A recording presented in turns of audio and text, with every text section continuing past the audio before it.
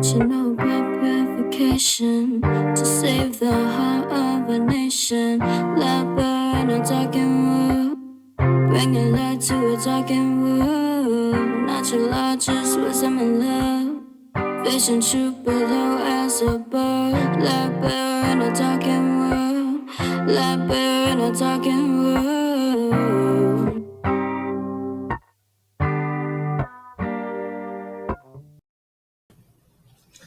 Welcome to the Affirm Life Daily podcast. I'm so glad you joined me. And today I have a very special guest, but I just want to remind you, as always, before I get started, please visit the website, affirmlifedaily.com. Please follow on social media and YouTube at Affirm Life Daily. I cannot spread these messages and the truth, and we cannot come together if we're not sharing each other's information. So please go on, follow, like, and share. But now to the good part. All right. So we have today Lawrence Nature Boy Seals from Farm Fresh 24/7. I'm really excited about this because soon as I saw your first video on TikTok, I was like, I'm reaching out to him. Yeah. You're doing what I've been talking about. You're for real doing it in real life. And so I knew right away, I was like, I got to connect with him. And then the fact that you were here in Metro Atlanta, I was like, oh, this is amazing. This is amazing. So for the audience out there, he is a farmer, a leader, a father, an innovator, a husband, an entrepreneur. And they have SealsFamilyFarm in Riverdale, Georgia. And when I tell you, it's amazing. Me and my daughter had the honor of going to one of the community events that they had there.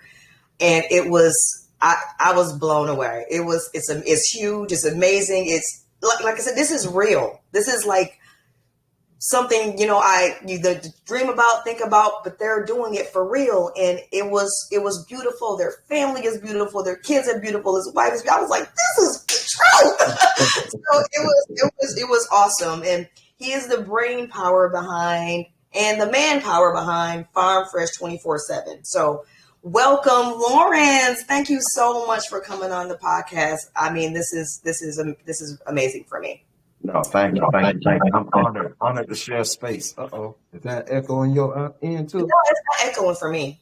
Okay, cool. Yes, it's an honor to be in the space and the BI, and I've been looking forward to this conversation as well. So I'm nipping at the buds. All right. So we're gonna get into it. And feel free to veer off whenever you want. We'll go through the questions I have, but we can talk about whatever you want, and we can, Absolutely. Let the conversation naturally flow. But Yes. one of the first things that struck me when I approached you about doing the podcast is your reply, because I normally do these later in the day at like 7:30, and you were like, "Well, that's my family time. I really don't do anything after 6:30." And I was like, I love that. Yeah. It wasn't, the response, but I was like, that's better than a yes. Because the reason why you couldn't do it, I was like, that's what we need out here. And it just made me think that before I even started talking about the app, I wanted to talk to you about divine masculinity, because it's rare now. It's real hard to find it when it's not like super toxic one way or the other. So how do you describe divine masculinity? Well, yeah. So when you actually posed that question, I had never had looked into a definition for myself, right? I only kind of heard about it in forums and social media. And I really had to look into it. I was like, what is divine masculinity? So my first thought is always the masculine, right? So I'm looking at the masculinity. I'm thinking about, protection, provision, strength, but when I mix in the divine part, that godly aspect, it kind of changes its paradigm, because to be godlike is more like to be well-rounded, to be balanced. So I seek in my personal life is to be balanced. I want to be a balanced man. And to me, divine masculinity is a man who is strong, but also compassionate.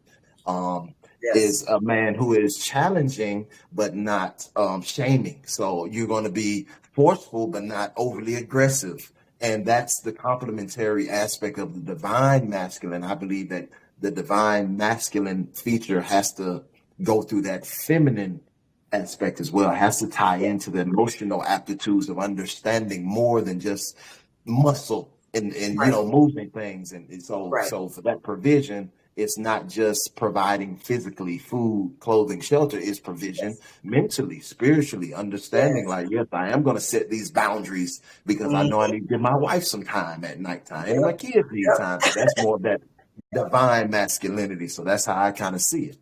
Yeah, I love the way you describe that and your focus on balance, because I feel like not even just with the divine masculine and divine feminine being out of balance, this world is out of balance. That's why we're in the shape we're in. There's no balance between anything. People got to feel like it's got to be way this extreme or way that extreme, or something's wrong. Something's wrong with you. It's like, no, because we both have masculine, feminine within us. And you have to have that balance. Of course, you're going to be more masculine than the average woman than me. I'm going to be more feminine. And I'm just saying this for people on average. I know everybody's different, but in general, right. But you still are aware that you have to still be in touch with that feminine. It's more than necessary. I think that's, again, like you said, it's like either or. Everybody wants to be on the far ends of the spectrum and not trying to meet in the middle. And I think it's more than necessary today, right now. Like, we have to tap into both sides, especially as men. I'm going to speak from the men's point of view because I think the women have been holding it down for quite a long time. The men have to understand that emotional side, we have to tap into that. We have to get to know that within ourselves so that we can complement our household and complement our community and our culture. So absolutely, I believe in the same way. I believe we're bringing it through these conversations and these dialogues, like we're bringing forth that awareness. And again, it's very much right there. We just have to make it a norm. Yep. Yeah. Yes. And that kind of, I guess, goes into the next question that I wanted to ask, as far as with that divine masculinity, how does that relate to family directly? And then the broader community, as we can, once we can bring it into our family, how do we bring that into the broader community? I think once you kind of cross that threshold from masculine into the divine masculine, again, it's more of a holistic approach. And you don't see yourself as just yourself. You see yourself as your family. You see your family as your community. So it's kind of like you have to be of service. I believe, again, that submissive nature of the feminine has to be, incorporated into that divine masculinity, and that service comes out.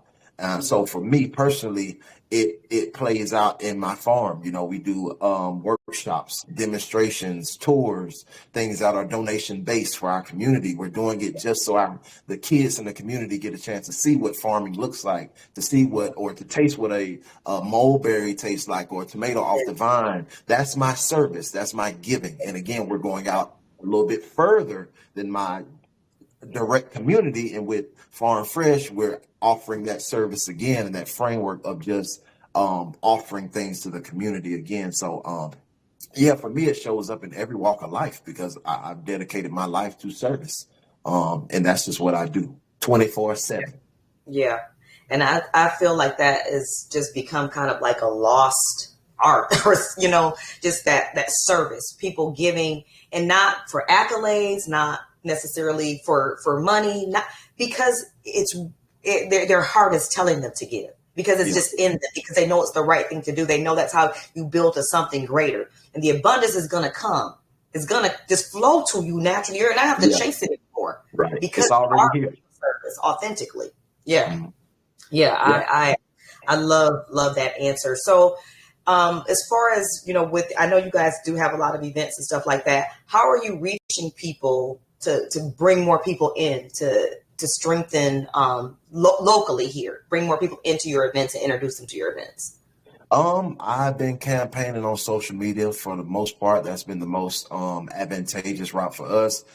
Before social media, I was going door to door in my neighborhood. I was knocking on everybody's door. Oh, wow. Like the Jehovah's Witnesses. Yeah, I said if these little old ladies can get out here on Saturday, well, I can too. And again, in service. So I started knocking on doors, and I really wasn't getting anywhere. And I finally found my sweet spot on social media, really just authentically speaking the truth. And they say when the truth is there, the folks who's supposed to hear it's going to hear it. And I've been just slowly just bringing people into the culture that we're building. And that's been my main campaign model, is just social media. And it's been word of mouth. A lot of great dialogues, a lot of podcasts like this one that I'm thankful to be on, because this is how, like you said before, this is how we spread the word. We are our greatest resource. So Yes. before social media, it's word of mouth. And I get a lot of feedback from people just speaking on how they love to be here, how the space was inviting, or how the family was inviting. And that's kind of how we build it as well. So it's very authentic.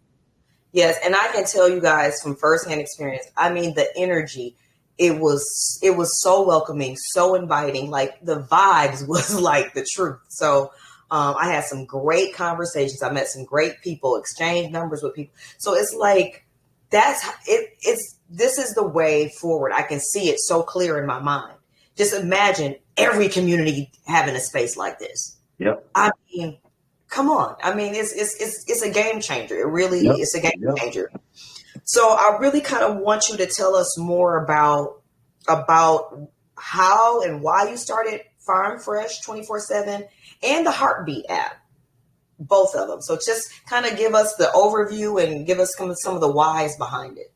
Absolutely. So the why, I'll just say in a nutshell, again, that divine masculine, right? I had to really look at my situation. We were in no harm's way, but again, that I need to foresee. I need to make sure that danger isn't around the corner. I need to make sure that my family is secure. And so with that long vision, I started to witness that food insecurity was real. At this point, I was staying on the east side in Stone Mountain, very much in a marginalized community, a food desert, if you will. And I say food desert because we tend to think that food desertification is one person being within a certain distance to a grocery store. But if the grocery store is still selling you food that is harming your body or is not nutritionally dense, you're still in a food desert, right? Wow. Or a food swamp. So I started seeing those things, and I took it upon myself to start growing food. I realized very quickly that growing food is kind of like the introduction into the rabbit hole. And then you got herbalism that's next. And then you got animal husbandry. And then you're trying to do all these things at once. It really became overwhelming, overbearing. And I had to really figure out, again, that masculine trait. I had to figure out how I was going to facilitate such a task. And we came up with the app, basically Farm Fresh 24/7. We fast track it.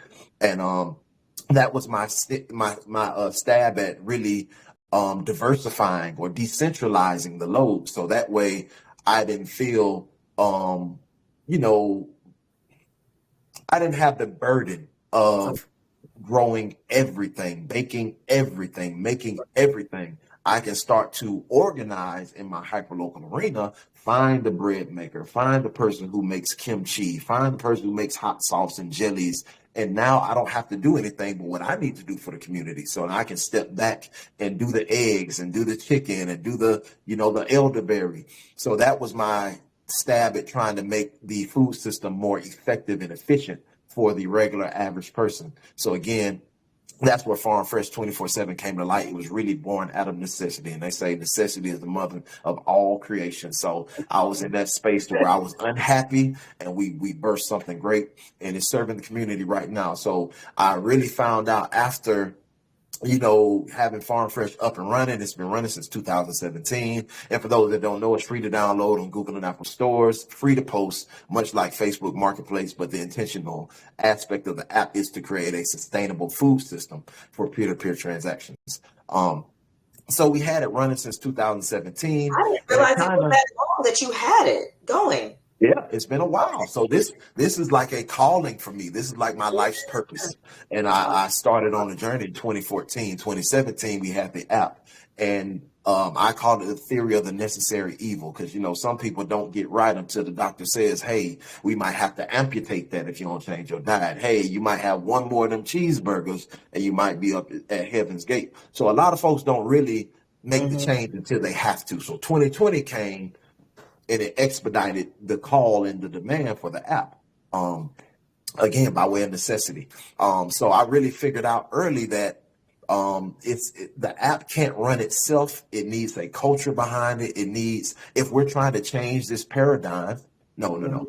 As we're changing this paradigm, there you go. Right? Speaking into existence. We have to have framework in place, and it has to be collective framework across the nation. It can't just be my household, and when you come visit here, you enact on the culture. It has to be something deeply rooted into the framework. So that's where the Heartbeat app and Collectively Sustainable came together. We created a grassroots movement basically to support the app. So Farm Fresh 24/7 is our tool to find each other in our local arena so that we don't have to go door to door knocking to see who's growing, food in the backyard and who's making bread. Now we can just see you on Front Street.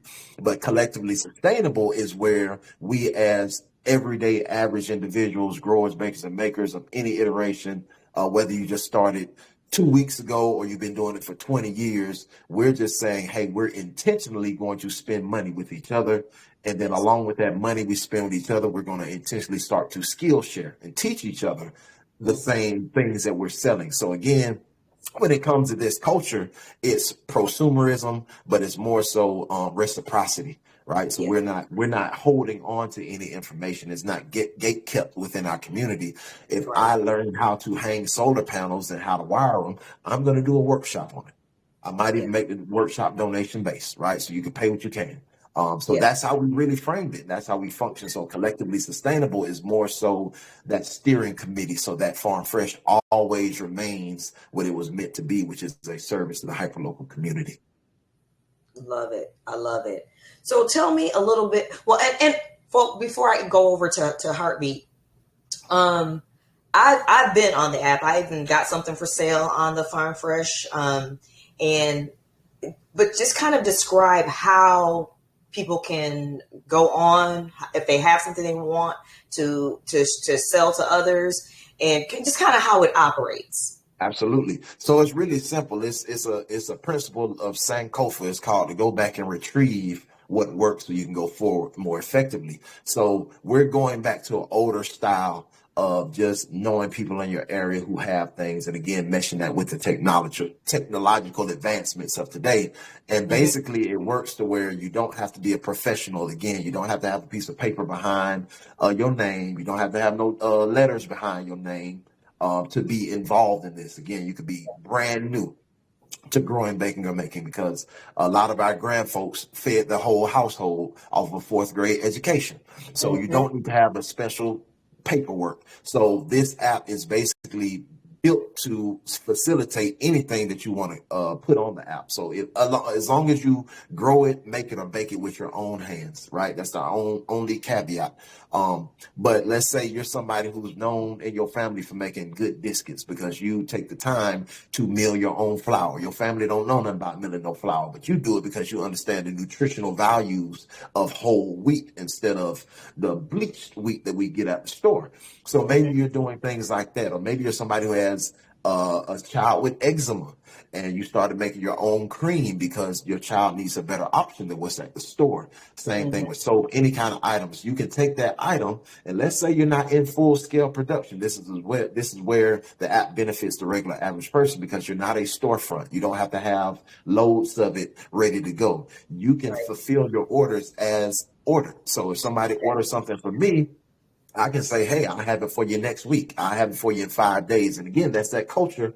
Like, we have to mesh in that we're not on the microwave time. That's how we got the place where Amazon. This ain't Amazon. So these are regular folks who are just buying into the community culture by creating things and putting them on the app. So again, you could be brand new to it. It could just be a family recipe. It could be something you're doing out of necessity, but you can put it on the app at your will, at your desire. And again, 24/7, the market is open all day, every day. You can customize your time to where people pick it up. You can customize the place where they pick it up. So if you're not comfortable with people meeting at your house, you can pick a Walmart or a gas station or a Dollar Tree, and you can meet there and exchange. And again, that's kind of where the culture is being built, because we're not just doing it for commerce, we're doing it for community. We want you to get out there and see the person who you're buying the bread from, shake their hand, learn their name. And I'll be telling folks, I guarantee, like, by the 3rd time, You're going to see if they have other family members. You're going to get invited to the house. You're going to pick,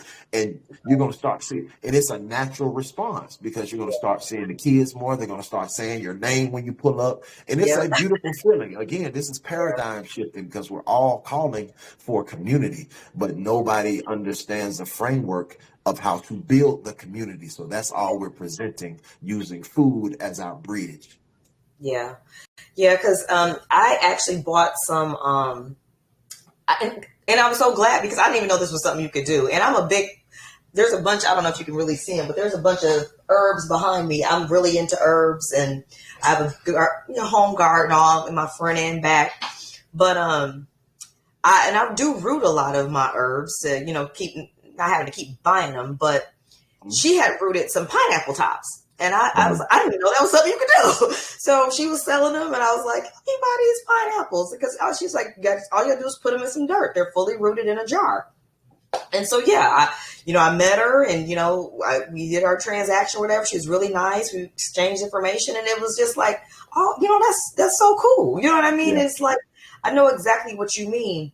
And so many people, I think nowadays, because, especially with, the online stuff, they're almost, I don't want to say afraid to meet people in person, but they're like hesitant, almost. How do you feel like, how do we start to break down those walls with people? Because I feel like people have so many walls around them. It's hard to get some people to even want to, interact with people in real life. They only want to do it online or only by text or just whatever. They don't want to meet people and really feel their energy and bond with them. I think that's, again, where the intentional aspect of collectively sustainable comes in. This is, again, the framework that supports Farm Fresh 24/7. It's not everybody who's going to, it's a saying I say, like, nobody wants to get on the train until it's moving. Right. And right now we're at the very beginning of creating a new paradigm, a new culture. So, yes, a lot of people are not going to want to adopt it right now. It's early. But the folks that do, like you and I, and maybe some of the people listening, your audience, we are going to be more so inclined, like we want to meet up with people. Right, We're looking for that person to person, that exchange, that energy. We don't want to be on screen. And so I think that's just, again, that specific type of people that we're looking for. So if you're probably the person who doesn't want to come out, I'm not going to go as far as to say social anxiety, but I don't be rocking with folks like that. I really like to stay in my little bubble, like, for real. But I understand the significance of community. And so I'm forcing myself to step outside my shell because it's that important. Yeah. So we make that space for things that are important. If it's not that important to you, then you're probably not going to be in this iteration of the build. Like when we get the framework done and the stuff, cement poured and the posts up and the frame, then you might be able to come in because you can see it now. And then again, like when in Rome, you do what the Romans do. Again, that's why that collectively sustainable community is so important, because we're going to continue to put on events. We're going to continue doing small things like an herb walk or a native plant walk. We're going to continue to do rainwater catchment and filtration, and we're going to pull you out. We're going to keep on doing it. And again, that's what I didn't answer the second part of your question. That's what collectively sustainable is about.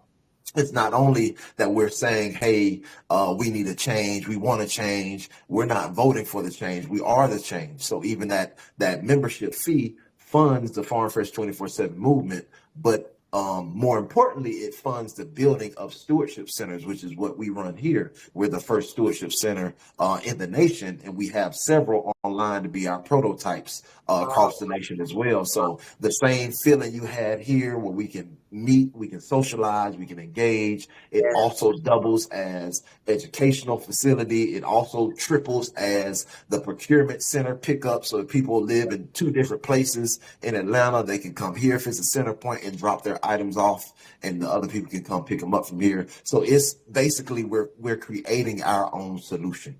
And again, that's just where collectively sustainable and Farm Fresh comes in and kind of meshes with each other. Yeah. Oh, yeah. I love it. I love it. I can't wait to really, because I just joined up for that last night. So I can't wait to kind of really dive in there and really dig around in there. But I did because there's I can't think of the name of the first course. It's about communication. Dialogue. Authentic dialogue.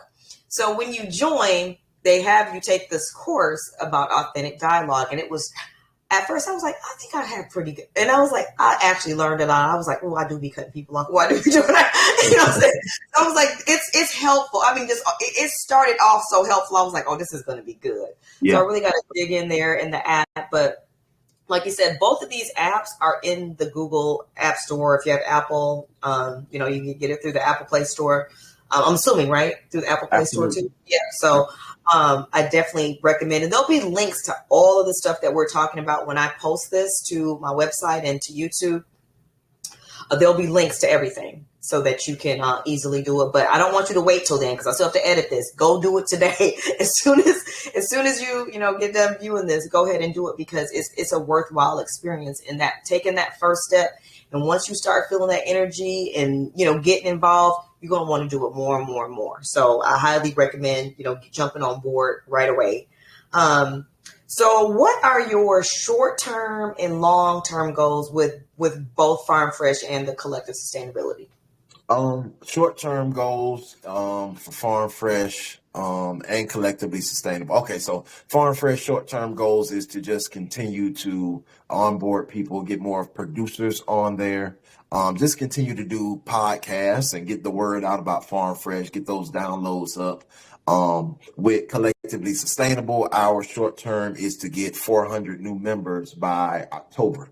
So that was like a big push for me. I've never done any kind of, I'm calling it an awareness raiser instead of a fundraiser. We're trying to get 400 people across the nation to become members so they can basically, again, be almost a steering committee in their own hyperlocal arena. We can kind of disseminate the information to them and they can pour it out respectfully. Long term, Farm Fresh, we wanted to be a household name. We wanted to be the next face of agriculture. We wanted to be the space where we can have hyperlocal procurement, we can have ethical procurement, and we can stimulate our microeconomy. So when we talk about pouring money back into the neighborhood, them candy ladies and folks who sold them plates on Fridays never left.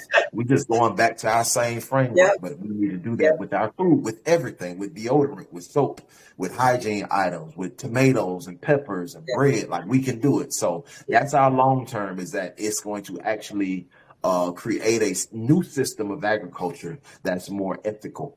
Long term for collectively sustainable is, like I mentioned before, these stewardship centers. We want to have stewardship centers across the nation, as many as we can sustain. And again, those dues that people pay to be a part of collectively sustainable, it's more of our transparent model that we're presenting after we pay the Farm Fresh 24/7 bills, because that's what we learned early on. Like, again, that's the intentional part of being a part of the movement. Like, we have to fund our own solution. We can't keep waiting for divestors to give us money or grant money to fall in. No, this is more radical. We're showing that we putting our money where our mouth is, right? So for us, that money where our mouth is, we're going to turn around and show where we put it. And again, those stewardship centers that we're building across the nation, we'll be able to fund them as well. And we can fund them, and I can say it very, very, very confidently because we're running it right now. And we're building on top of infrastructure instead of creating something new. So a stewardship center that's going to pop up in Houston, Texas in a few. There's a few of them popping up in Texas, but they're already a homestead. They already have space to space to have vehicles or people here they can host. They already have the education because they've been doing this. So it's already there. All we're doing is smacking our collectively sustainable label on top and then shooting you, $4,000, $7,000 to get a tiller, to get compost, to get seeds for your community. And that's how we're dispersing the money as it comes in. Again, that collective economics aspect is very important as well. So yeah, those are the long and short terms. Like, we trying to really change the whole game. Yeah, that is a game changer, like a for real game changer. So I love that. I love the goals. I love how it's going to change communities, and especially for our kids, because so many kids have never been exposed to like fresh food growing from the ground, like never. Yep. Like they've never even touched it or seen it.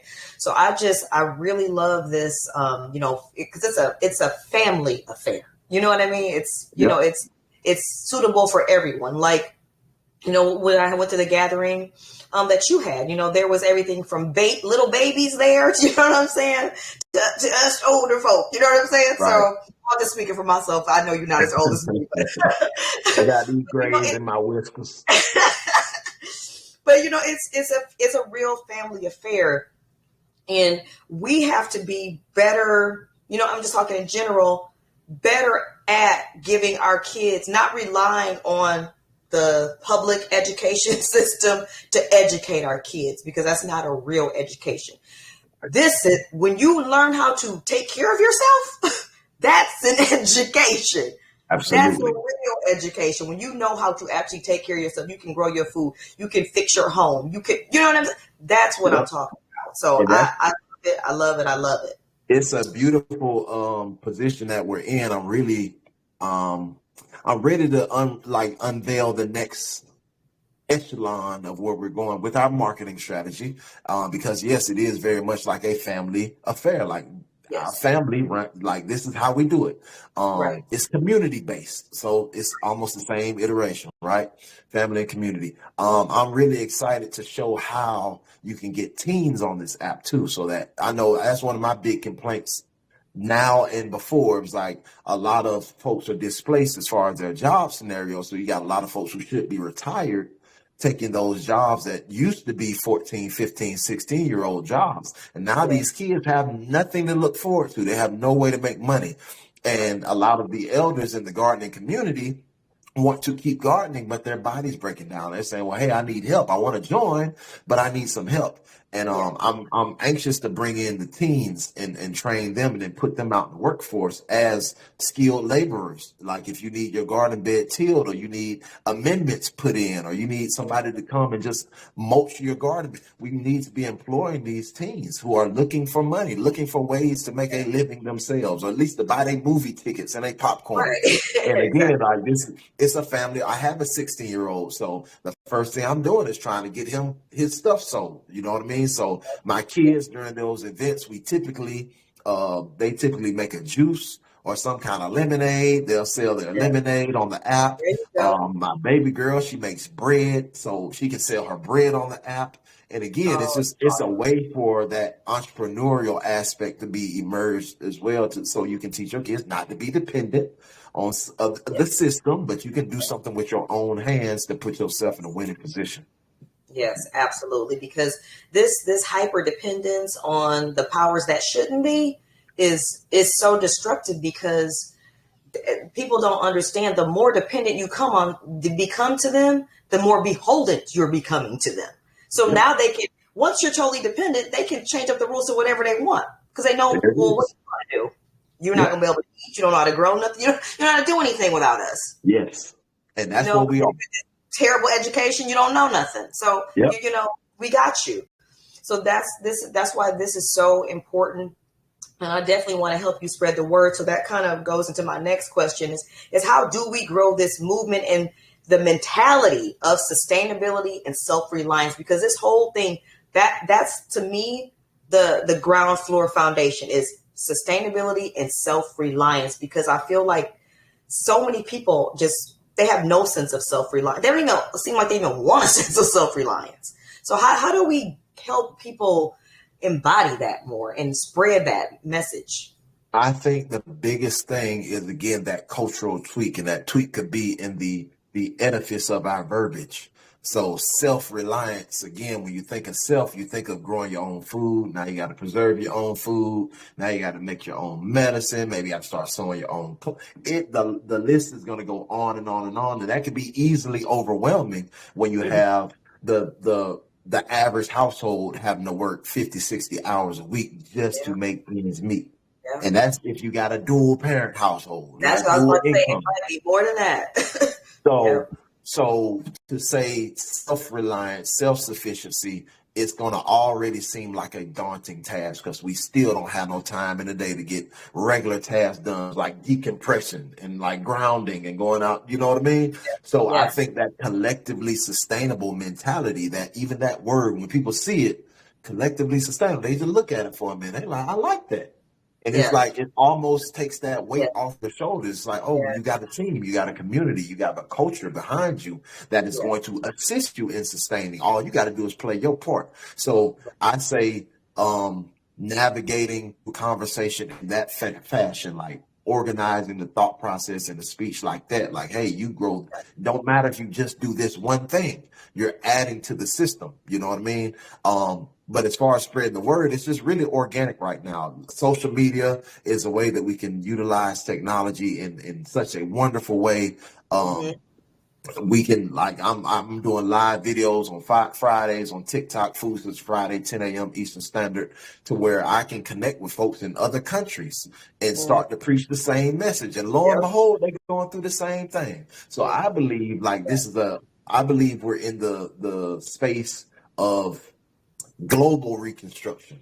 Yes. Yes. As we see global adjuncts going on being carried forth from our oppressors, we have Yeah. to organize globally as well. And again, that culture is going to be the thing that we build on. So if we can organize the culture of just depending on one another, supporting one another, Right. having something that you provide along with spending your money with somebody, like, that's going to be the edifice that we can really build on soundly. And I think the message is going to speak for itself. Again, the theory of the necessary evil. The food is about to be more trash than it already is. It's going to be sky high, and you're going to get the same trash. It's folks Yeah. is going to be looking for this cultural norm that we're creating.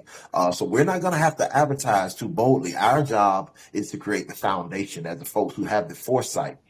We're tasked with building that foundation and reaching out and finding each other. I like to say the hand that we need is at the end of our own sleeves, and it don't take a whole lot of people to Like bust that.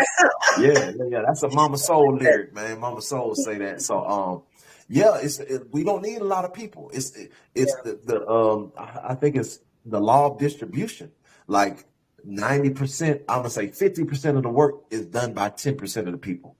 Yeah. So you don't need a whole lot of people to get a whole lot done. You just need the right people at the right time. And that's what we're doing right now, conversing now. Yeah. Your tribe is going to be able to hear this. My tribe go, and it's just going to expand from there, because within that network, again, that nothing beats that person to person, that mouth, and Yeah. saying, hey, I'm a part of this. I use this thing. This is wonderful. People Yes. gonna go to it. You know what I mean? So we don't have a budget for advertisement. We don't have Yeah. a budget for anything. Marketing. I'm the market. I'm the muscle in the Yeah. marketing. So it's like, but it's growing. We have over 24,000 people on the app right now. Oh, that's Um, awesome. yeah, Oh, we got folks in awesome. I love Canada. it. Yeah, we got folks in I love it. Canada right now. They're really trying to get active because it's becoming scary for them and their food system. So again, I believe this is a global thing going on, and our objective is to create a global culture, so that where even if you leave your state, you relocate somewhere else for any purposes, you can still go into that space and still have the same culture of people there, so you can slide right in and find like-minded, like-hearted, like-spirited people. So Yes. yeah, this is a wonderful time we're in. We're doing the work right now. This is it. Yeah. Yes. Yes. It is, because it can easily kind of, with everything going on, get you down. You know what I mean, and make Quickly. you feel like, what can I do? You know, you can start to feel hopeless. So when you see things like this and you experience these kind of energies and these kind of people, it reminds you, no, nothing's hopeless. Yep. This is actually the greatest time to be alive. You know what? Because we're going to change the world. That's why. Absolutely. And you're a part of 1,000%. it. And you're a part of Absolutely. it. That's what So I've been what telling more can folks. you ask for to change the world? Hey. That's it. That's it. That's what we're here for. And Yeah. again, everybody's not going to sign up for that mission. It Right. is a task. It does take effort, Yes. commitment, and sacrifice. But the Yes. ones who are really about it, Yes. again, Right. we just got to organize better. We can do Yeah. this. We're doing Yeah. this.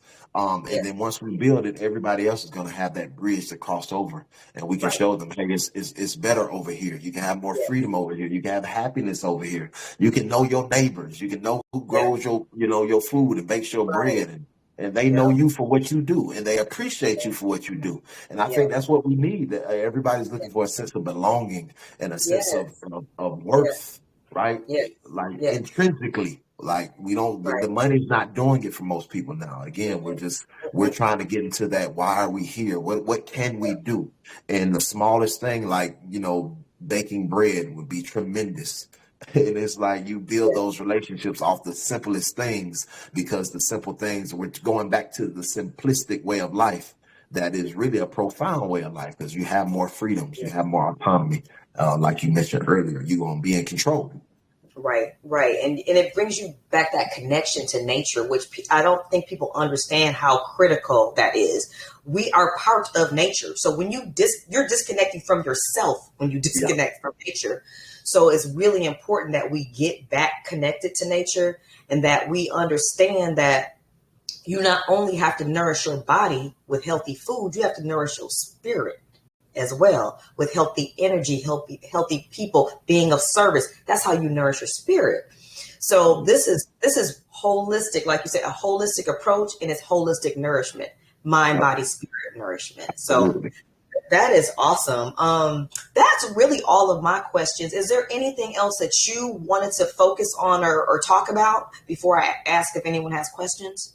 Yeah. I like to just piggyback off the nature thing. So that's like my origin story. My nickname has been Nature Boy for a long time, even before I was gardening. But I actually had to go through therapy for PTSD. I was a combat medic in the military, came back with all kind of anxiety, PTSD, alcoholism, and I was really fighting for my territory, right? Trying to be a better husband, a better father, a better community member. And I had to really hit it straight on. I had to be aggressive with how I attacked it. And I sought out therapy. And the therapist I had, I don't know her name to this day, but I see her face vividly. And she was like, Nature Boy, you should try grounding. Like, that's a way you can kind of center yourself, right? And I'm like, oh man, I ain't doing none of that grounding stuff, man. I be outside all the time. There's enough grounding for me. I'm hiking all day, every day. This is when I was in Stone Mountain. So she really explained it like, no, like grounding with intention is different.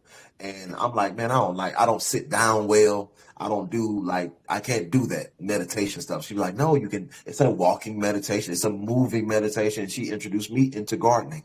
And that's where my whole origin story comes from. It was that necessity, that therapy. And I realized the healing powers of Mother Earth. I realized that gardening isn't just about or touching the dirt and stewarding the land. I like to say that. Not gardening, but stewarding. It's more intentional. It's not just you getting sustenance from the earth, but you're getting like way more than you ever bargained for. Like you're getting all your levels balanced back out. You're getting that sense of peace. You're getting yourself and your spirit oriented to, again, that balance. And then you can become that person you're supposed to be. Because everything is done on purpose. So we know we're indoctrinated into this system, and we've been, coaxed into living this way. And again, so when you're going against that grain, it's really jarring. So again, just touching the land, the thing that's right out, it's always hidden in plain sight. Our therapists are right outside our doors, and it's just every little stick and piece of dirt and microorganism is there to help you, and it can recalibrate your spirit.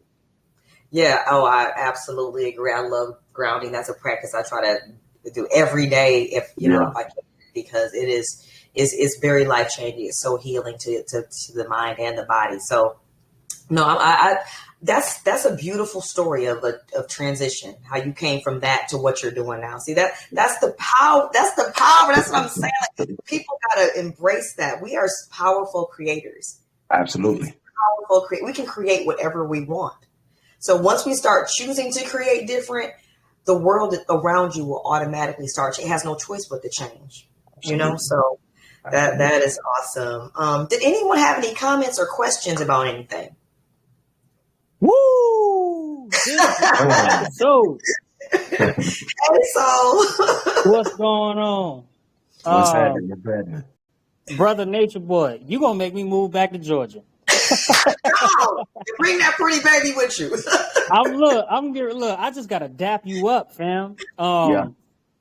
First of all, great information. I think you've become very good at breaking things down and answering questions in a way everybody can understand. And I appreciate the work, time, and attention that went into that, right? The 3 spiritual currencies: work, time, and attention.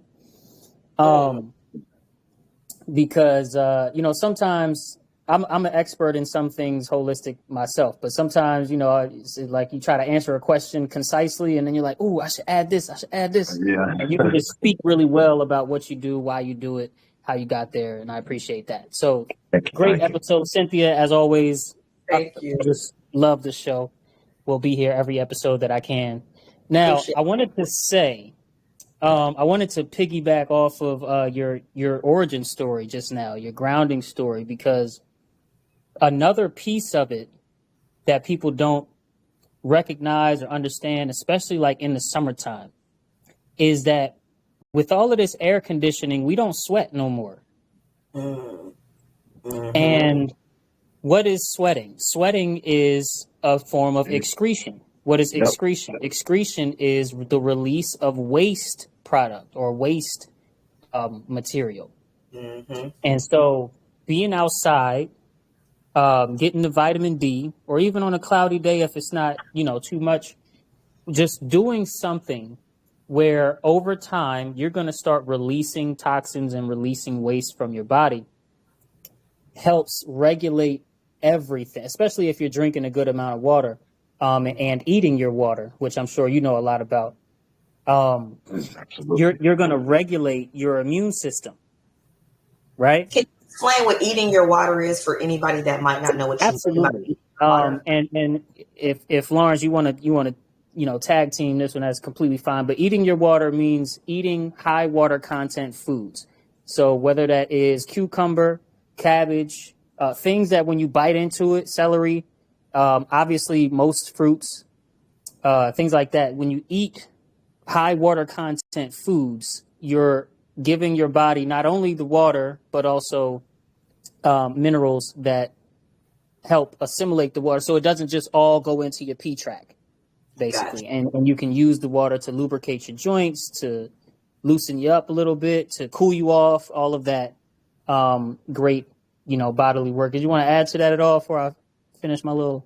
Oh, no. That's it. You get in a nutshell, man. Stuff that when you bite it, it leak out your mouth.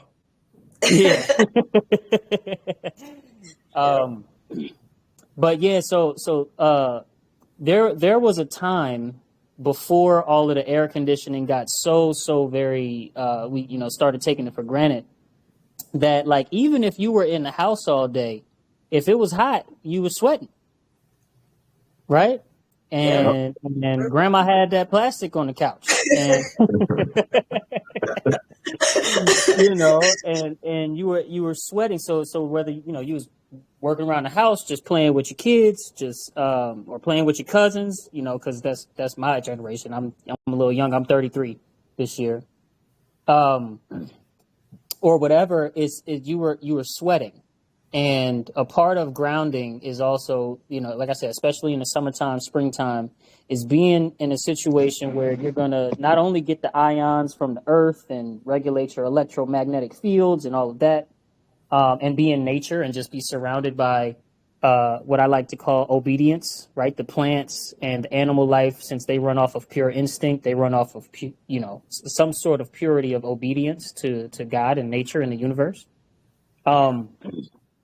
You can release stuff that's within your body that's not good. So I just wanted to piggyback off of that and give you big ups for this episode. I loved it. I will be joining the whatever, and it's gonna be great. Yeah, Peace. and he's gonna give all the information again at the end. And like I said, I'm also going to have links when I do post this. But thank you for that, for the comments. Those were right on point, and that was a good reminder for people.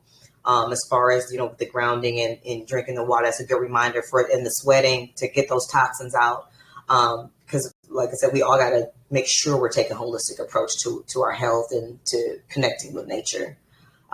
Did you have anything that you wanted to comment on that, Lawrence? No, I think that the thing that popped into my head was like literally gardening. And that's why it's such a multifaceted, beneficial way of life, because you're going to get that sweating, you're going to get that grounding, you're going to get the sun, you're going to pick a leaf here and a tomato there. And it's just like all encompassed in that gardening. You just garden for a couple hours a day if you can, or an hour a day. And you'll get all those things, a remedy, and like you say, bring yourself back to center. So, yeah, that's all in one. Absolutely. Yeah, I love my, it's hard work, but I love my time gardening. I absolutely love it. And I feel so different energetically when I'm doing it and when I'm done compared to when I start. So it's a powerful practice. Did anybody else have any questions or comments?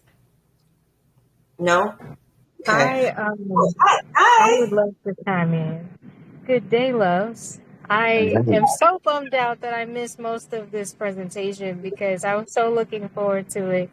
I was wrapping up a client session that went over, and whew, thank you for being here. I'm excited to go back and listen. But one of the big things, because I came across Nature Boy. Hey, good day, Mr. Lawrence. Yes. I came across your TikTok post about your family farm and that whole experience of the community gatherings. Um, by way of Cynthia, thank you for sharing it with me, and also your website. Is it Farm Fresh 24/7?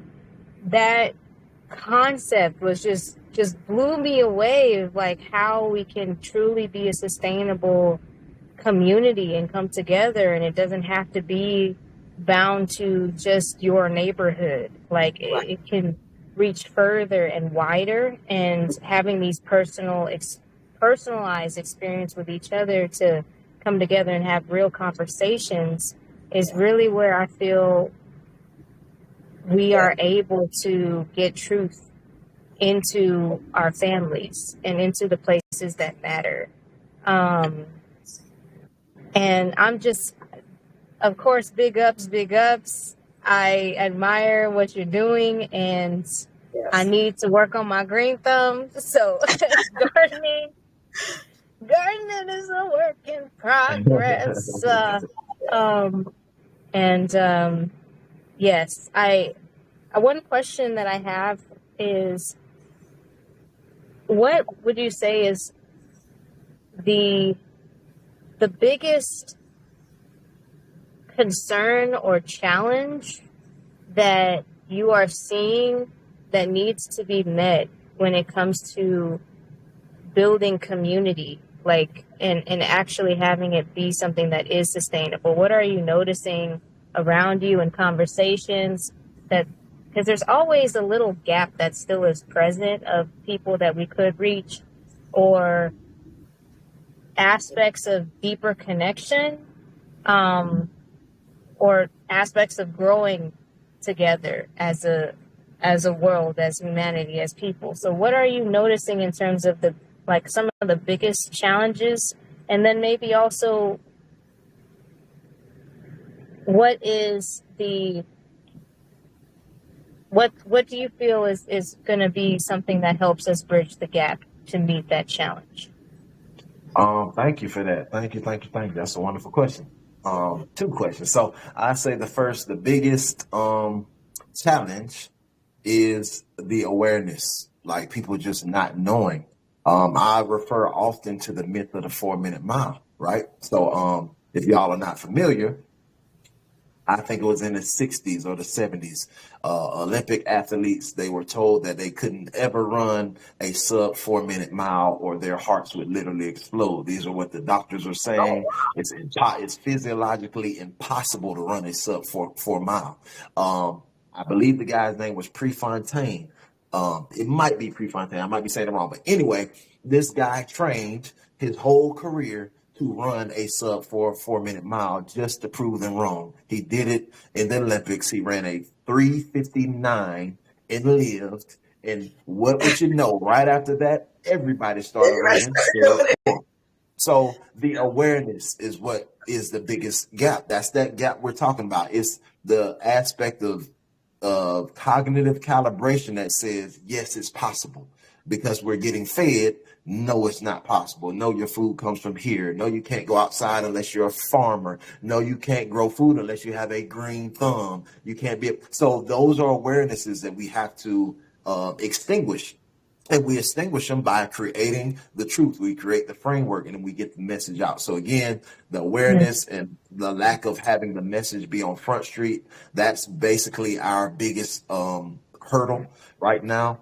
But the way we remedy that is what we're doing right now, talking with each other, spreading the word, recording it so other people can watch again, and just being that person who starts that conversation at the water cooler, who starts it in the neighborhood, who starts it at the yard sale. You know what I mean? Like just encouraging people, hey, have you tried this app? Have you tried this community? We're doing things like this, like that, and they're bridging the gaps, and we're actually finding peace and solitude and in the community. And again, like our answers are right here. We have all the resources. We're living in abundance. We just have to tap into it here.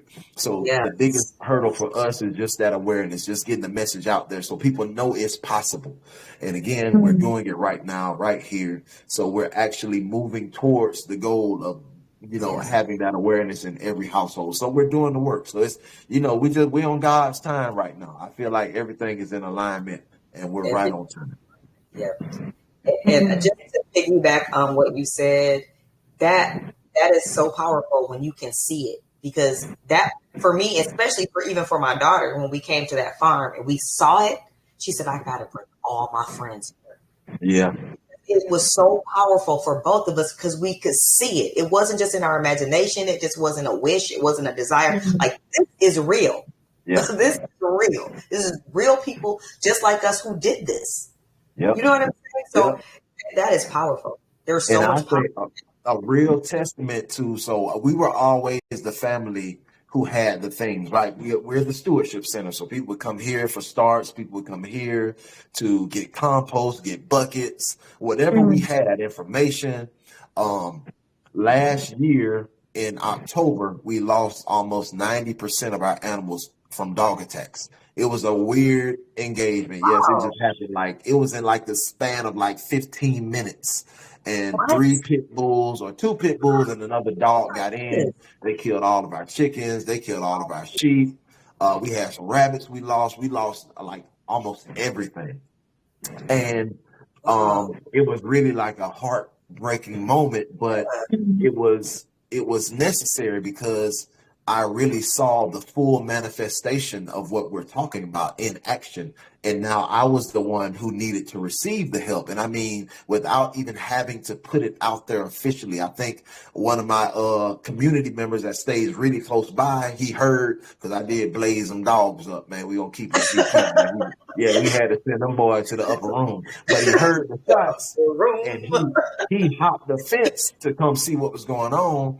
And we're walking through and just complete grief and can't even believe it. And he's like, bro, you should be recording this.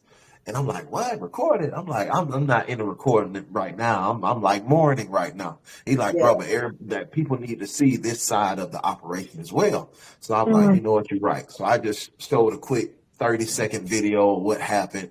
I sent it out there and I didn't even have to respond to any more messages. It was cars coming down my driveway within 15 minutes. This is the aspect of hyperlocality that we're saying. Your front line needs to be able to reach you in the sense of it, right, in an emergency within 15 minutes. So they came down the driveway, already know my address, already know where the tools are, already know how to assist. And they started helping us get everything organized, burying the chickens, so we got everything cleaned in 2 hours. That would have took me all day, all night.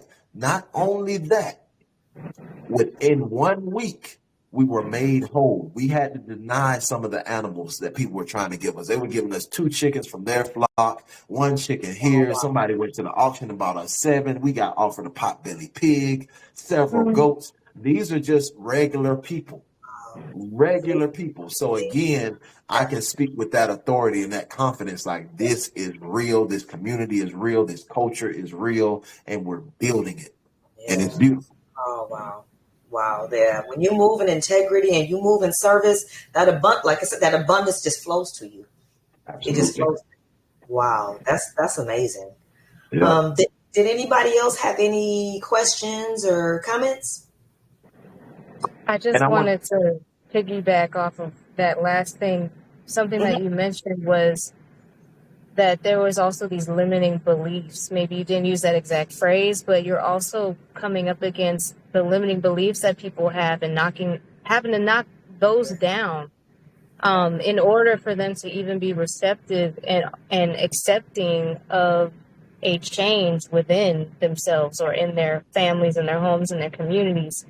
So I am in Texas, however, I would love to be a part of some sort, even if, virtual community where we can come together, because I think that this is really powerful, and it's part of my vision in life to embark on a similar journey.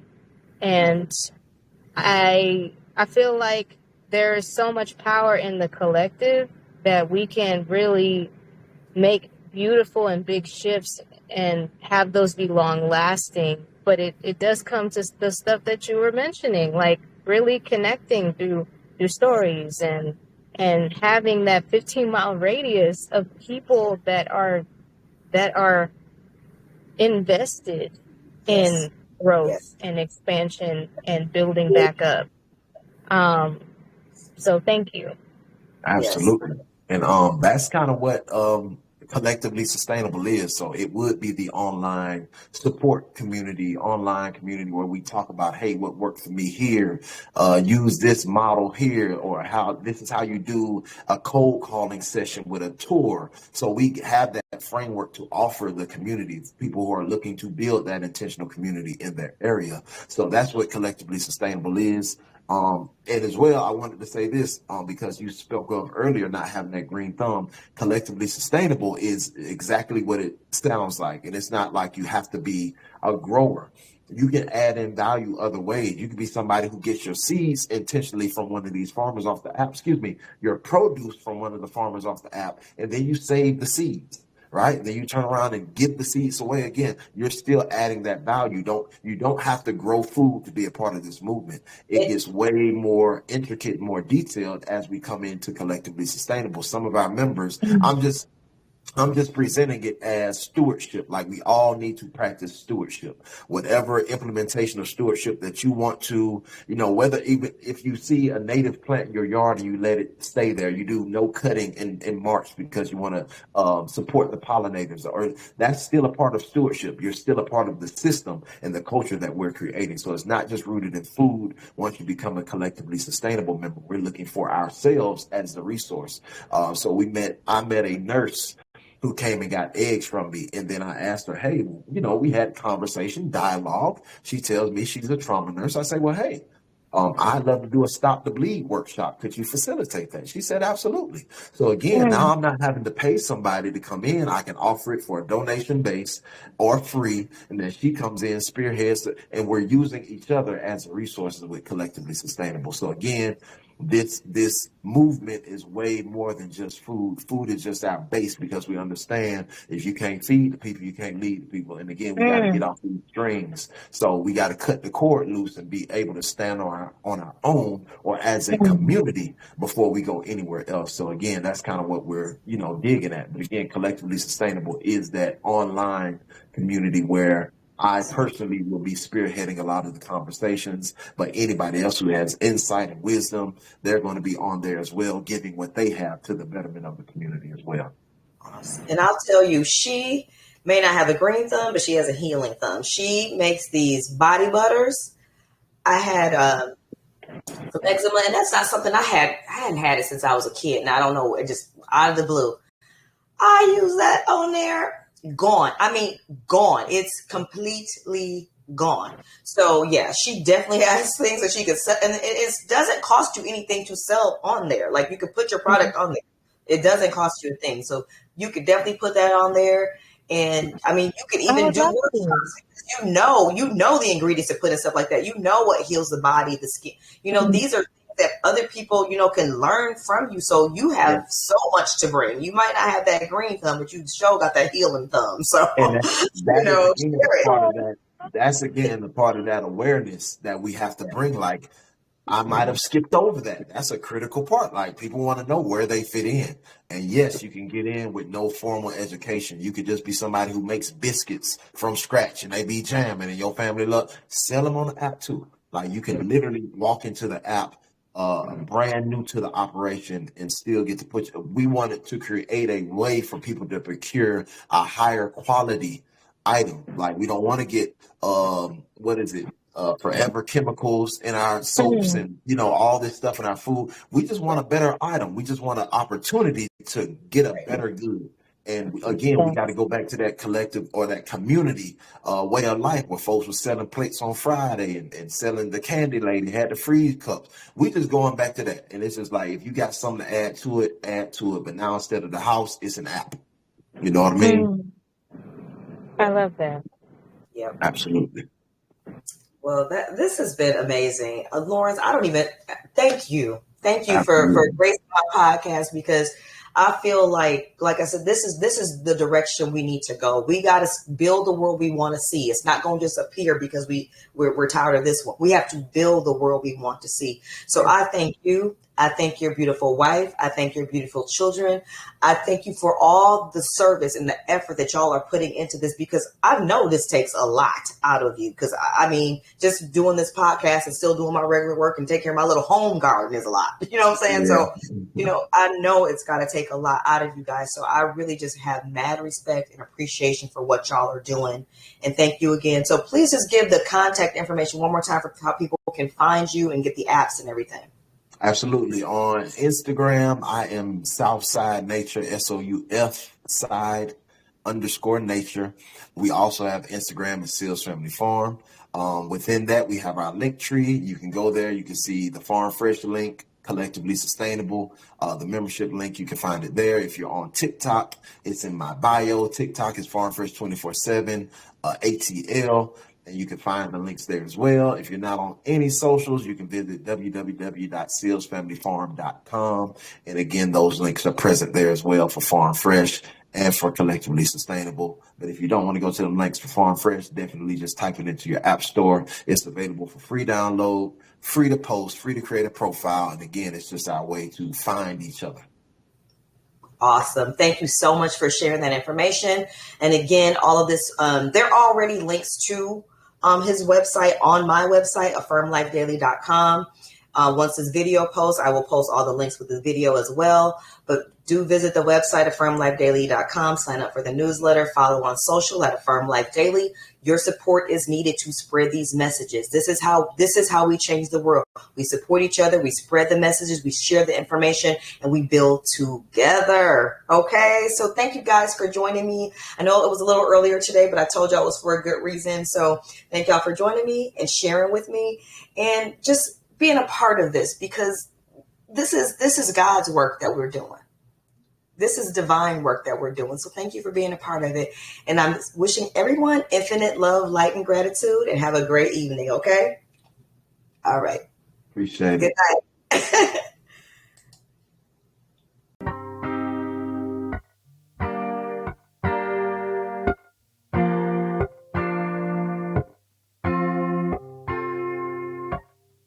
What you know about purification to save the heart of a nation? Let burn a talking wood, bringing light to a talking wood. Natural law, just wisdom and love, vision truth below as a bird. Let burn a talking wood, let burn a talking wood.